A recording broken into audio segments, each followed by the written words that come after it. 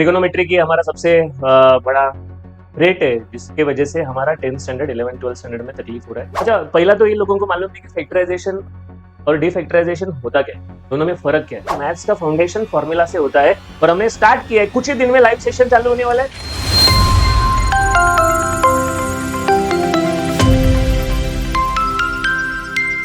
तो स्टूडेंट्स, कैसे सब लोग? वेलकम टू मैथ्स पाठशाला और this is part number 5। Trigonometry की हमारा सबसे बड़ा रेट है जिसके वजह से हमारा 10th स्टैंडर्ड 11 12 स्टैंडर्ड में तकलीफ हो रहा है। और जो लोग 11 स्टैंडर्ड वाले लोग हैं उनके लिए अभी नया जर्नी स्टार्ट होने वाला है। 12 स्टैंडर्ड वाले लोग ऑलमोस्ट 50 60% हो चुका है उनका, ज्यादा ही। लेकिन ये जो चीज है ना, ये तुम लोगों के पास हमेशा रहना चाहिए। फॉर्मूला, यस, वो भी ट्रिगोनोमेट्री का मस्ट है। क्योंकि डेरिवेटिव बोलो, इंटीग्रेशन बोलो, application of differential, application of derivative, application of integration, differential equation, कितना सारा पार्ट जो 12 स्टैंडर्ड में हमें एक्चुअल में बोर्ड के लिए करना है, उसके लिए ट्रिगोनोमेट्रिक मस्ट है। तो हम धीरे धीरे धीरे धीरे फॉर्मूलाज, ट्रिगोनोमेट्री का फॉर्मूला चेंज करने वाले हैं। उसमें से ये फैक्टराइजेशन डिफैक्टराइजेशन आज कंप्लीट होगा। तुम लोग ने अभी तक चैनल को सब्सक्राइब नहीं किया तो करना चाहिए, और दोस्त लोगों को भी बताना चाहिए कि यहाँ पर कुछ जेन्युइन चालू। अच्छा, पहला तो ये लोगों को मालूम नहीं कि फैक्टराइजेशन और डिफैक्टराइजेशन होता क्या है, दोनों में फर्क क्या है।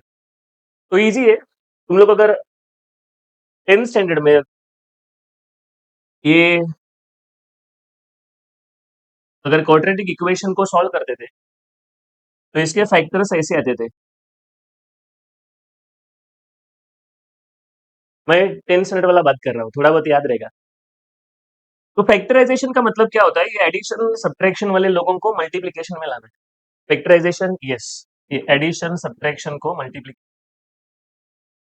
और डिफैक्टराइजेशन का मतलब होता है ये मल्टीप्लिकेशन को प्लस माइनस में लाना है। तो फैक्टराइजेशन मतलब हमें प्लस माइनस वाले को मल्टीप्लाई में लाना है, और डिफैक्टराइजेशन मतलब जो मल्टीप्लाई है उसको हमें एडिशन सब्ट्रैक्शन में लाना है। तो कुछ फॉर्मूलाज है, टोटल 8 फॉर्मूलाज है। 8 फॉर्मूलाज का कुछ आइडिया मेरे पास है, अगर तुम लोग मेरे जैसे याद रखोगे तो अच्छा हो जाएगा। तो पहले हम डिस्कस करते हैं फैक्टराइजेशन वाले फॉर्मूलाज को। Sine C plus sine D, अगर तुम लोग इनके बारे में देखोगे तो ये मिक्स में आते हैं, मिक्स में। मतलब 2 sine C plus D by 2 cos C minus D by 2। ये जो सेकंड फॉर्मूला है, बस इनको इंटरचेंज करना है, इंटरचेंज इंटरचेंज करना। Cos C plus D upon 2 sine C minus D upon 2। ये मिक्स है, साइन कॉस एक साथ चलेंगे, लेकिन यहाँ पर है ना सिंगल कलर है, सिंगल। मतलब एक तो कॉस कॉस होगा या फिर साइन साइन होगा। करना क्या है, इजी है। पहला फॉर्मूला है ना, उसमें साइन के जगह पे कॉस लिखिए। बस पहले फॉर्मूला में साइन के जगह पे कॉस, हो गया दूसरा फॉर्मूला। सिंपल ना। और ये चौथा है ना, ये तीसरे से बनता है। पूरा कलर चेंज करो, कॉस है उधर साइन लिखो, कॉस है उधर साइन।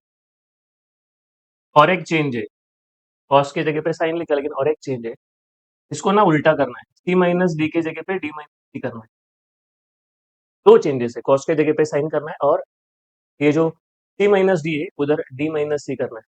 तो ये जो डिस्कशन हो रहा है उसमें और एक चीज है कि कुछ लोग है ना यहाँ पर माइनस कॉमन लेते हैं और ये सी माइनस डी रखते हैं। मतलब ये भी फॉर्मूला सही है।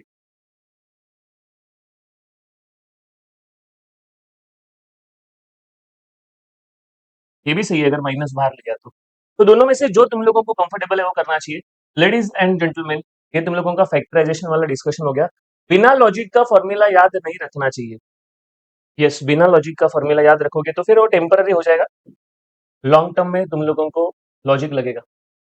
ओके, अगर मैं इसके बारे में बात करूं डिफैक्टराइजेशन के बारे में, तो यहाँ पर भी कुछ लॉजिक है, वो लॉजिक याद रखना चाहिए। क्या लॉजिक है? तो ये आता है साइन ए प्लस बी, इसका उल्टा है, एक्चुअली उल्टा, लेकिन ये उल्टा उल्टा ये बोलने के चक्कर में लोग भूल जाते हैं। तो मैं बोलता हूँ ऐसा करो, पहला फॉर्मूला याद रखो। अगर ये कॉस साइन चाहिए तो बस बीच वाला साइन चेंज करो, अगर कॉस कॉस चाहिए तो इसका कलर चेंज करो, पहले से ही मिलेगा, पहले से ही मिलेगा। ये दोनों में साइन का फर्क है, ये दोनों में कलर का चेंज है, और इसमें ना पूरा उल्टा है। उल्टा मतलब क्या है? प्लस के जगह पे माइनस, प्लस के जगह पे माइनस एंड माइनस के जगह पे प्लस। तो डिफरेंस तुम लोगों को समझ में आना चाहिए कि भैया फैक्टराइजेशन मतलब क्या है और डीफैक्टराइजेशन मतलब क्या है। अगर डिफरेंस समझ में आया तो फिर लॉजिक भी बनना चाहिए। और एक चीज, लोग लेफ्ट साइड भूल जाते हैं कि लेफ्ट साइड में क्या है, राइट साइड पूरा जान लगा के प्रिपेयर किया। अरे लेफ्ट साइड लगा है भाऊ, लेफ्ट साइड में क्या है वो याद आना चाहिए ना। ये तो किसका आंसर लिख रहे हो? तो sine C plus sine D, sine C minus sine D, cos C plus cos D, cos C minus cos D, फिर ये लॉजिक बनेगा, याद करना पड़ेगा। Sine A plus sine B, sine A minus sine B, sorry two sine A cos B, two cos A sine B, two cos A cos B, two sine A sine B. तो ये जो discussion है ये तुम लोगों के पास हमेशा रहना चाहिए, और मैं बोल रहा हूँ कि धीरे धीरे आगे बढ़ेगी। हमारा पर्पज यही है कि गांव से शहर तक हर बच्चे का मैथ्स सही होना चाहिए, और मैथ्स का फाउंडेशन फॉर्मूला से होता है। और हमने स्टार्ट किया है, कुछ ही दिन में लाइव सेशन चालू होने वाला है। तो अपने चैनल को सब्सक्राइब तो किया रहेगा, लेकिन दोस्त लोगों को भेजिए सो दैट अपने साथ बाकी लोगों का भी मैथ्स इंप्रूव होना चाहिए। तो चलिए रुकता हूं मैं, थैंक यू वेरी मच, वापस मिलेंगे, थैंक यू।